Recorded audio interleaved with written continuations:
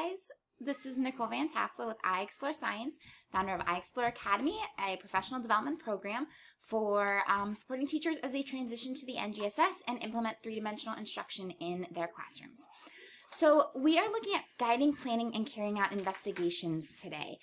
I know a lot of you are doing this online right now, and as we're transitioning to three-dimensional instruction in an online space, guiding these investigations is going to be more important than ever and really planning how we're going to guide these investigations is more important than ever because we're not there with students to troubleshoot.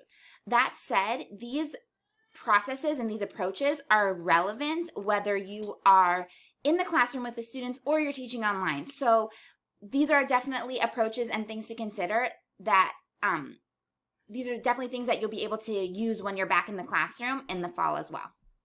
All right, so let's look first at investigations and what we're not doing in an NGSS classroom.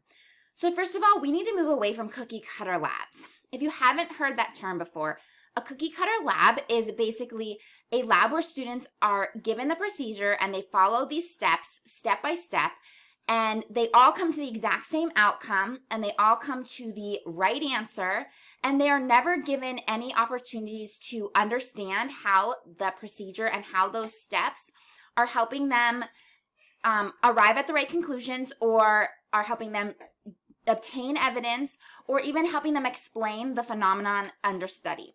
So typically these are the labs that we've used. They're confirmation labs. They are labs that we teach the content and then we go do the lab to add that hands-on element and to say that we're showing our students what science is like. But really that's not what science is like, because in the real world scientists are developing the procedures. They're troubleshooting when those procedures don't work, or troubleshooting before they carry out the investigation so that the procedures are going to lead to accurate results. And when we give our students a cookie cutter lab, we're not engaging our students in those practices. So we want to move away from that. Along those lines, we want to move away from skills-focused labs. So these are the labs that we see most often at the beginning of the year when you're just trying to teach your students a skill like how to use a graduated cylinder, how to use a microscope, how to use a balance. Yes, our students need to learn these skills, but this is not planning and carrying out an investigation. This is literally you learning how to use a microscope, and your students are really actually going to benefit from learning how to use a microscope while investigating an actual phenomenon. So if you pile on these labs at the beginning of the year, I would encourage you to move away from that and instead move toward incorporating teaching these skills like right before students are going to need those skills.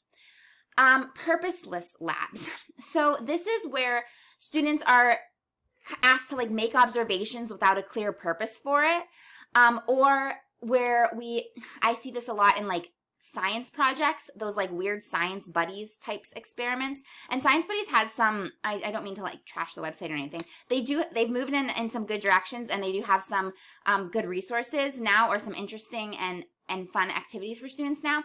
But I just remember back to my 5th grade science teaching days, and the students would pull their science fair projects from that website, and it would be weird stuff like, will my plant grow faster if it listens to rock music or country music? Or will my hamster run faster when I feed it sunflower seeds or granola bars or something like that? These labs don't have a purpose unless, maybe you're going to tie it to some larger phenomenon, but as they stand there, they don't have a purpose. So we want to move away from those kind of purposeless, weird, arbitrary labs, and we want to always be tying it to a real world problem or a phenomenon that our students can be invested in and can be, that matters to the world. It's science that matters. And then lastly, random cool stuff. Yes, it's fun to do science and we want to engage our students, but random cool stuff is not planning and carrying out investigations.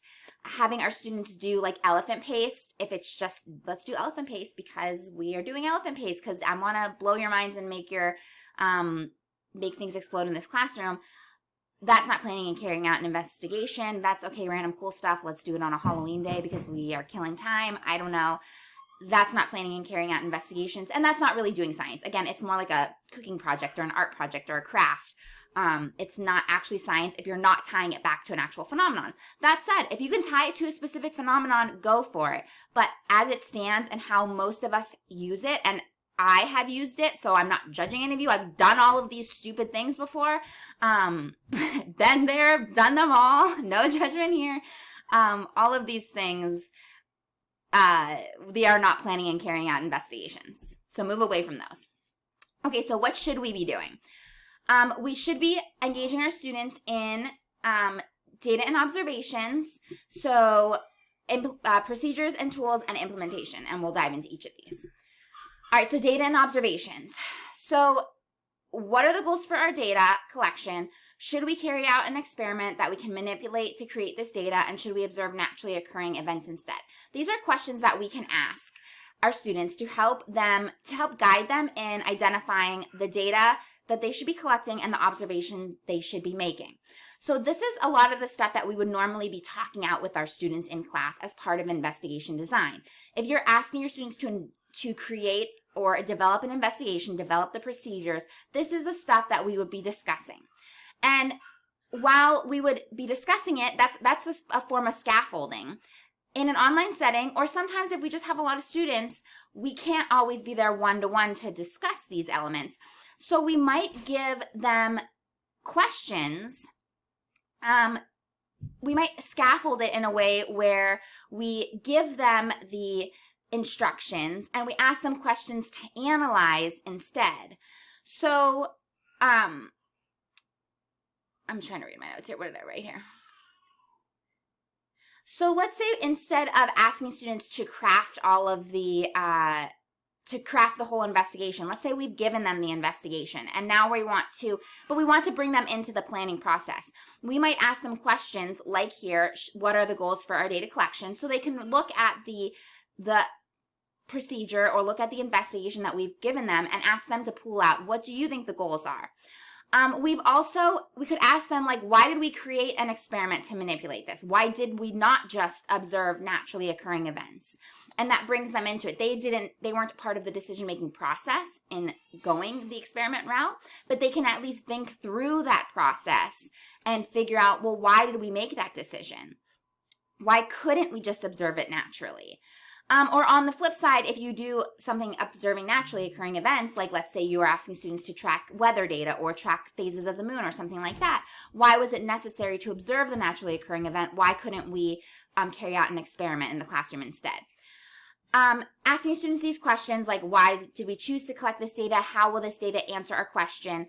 Is a way that we can kind of overcome some of the barriers where maybe right now or at this moment, whether it's in online instruction or in your classroom, we cannot engage our students in a full-out planning and investigation where they are taking the lead and they are solo on developing the whole investigation.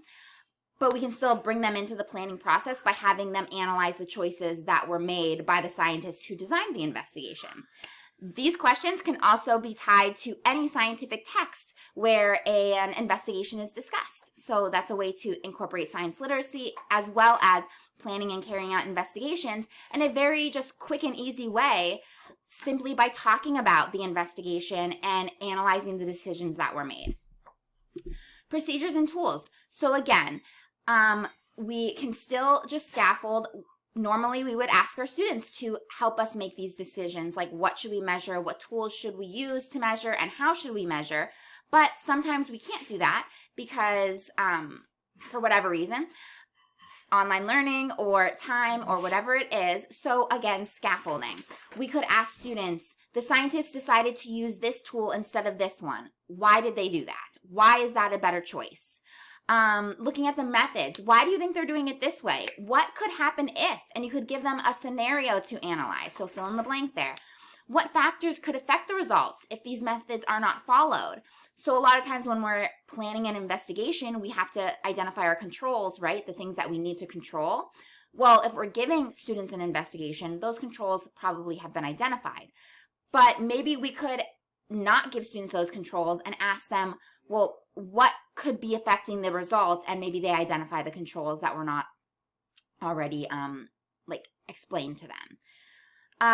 what could affect the results either way. So sometimes we've identified controls, but there's still some things that are outside of that. So errors in measurement or just simply in data collection, there's things that could happen. So what factors could affect the data even before we've carried out the investigation? So these are just questions, again, that we can bring in the analysis of an investigation if you can't have your students, making all of these decisions for themselves. Along those lines, and I liked this to bring in like the nature of science and looking at, I can't remember what the NGSS term right now is, but basically looking at how science has changed over time. We can look at like discoveries from the past, and we can look at how technological advances and tools played a role in the discovery. So right now I'm working on a unit on like the sun spectra and elements, and it's like a chemistry and earth science unit combined for high school level. And right now I'm focused on the spectroscopy element, and one of the things that basically made the difference in helping us understand elements as well as what's inside the sun, the composition of the sun, was the spectroscope. So an improvement in spectroscopes are what helped us identify these lines in the sun that then helped us understand that these lines can help us understand what elements are in the sun. So that was a technological advancement, an engineering advancement that in turn helped us make scientific advancements. So we can tie those questions into our analysis as well. Finally, implementation. So again, this is a way we can, in the classroom, we might have our students just organize the data table.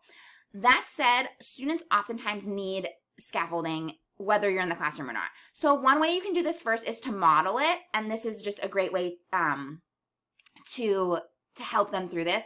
So over the course of the year, you're modeling creating data tables. Early on in the year, when students are doing labs, maybe you guide them through planning the investigation part. Maybe you give it to them, however it is, but you're helping them craft the data table. You're modeling it. You're walking them through it.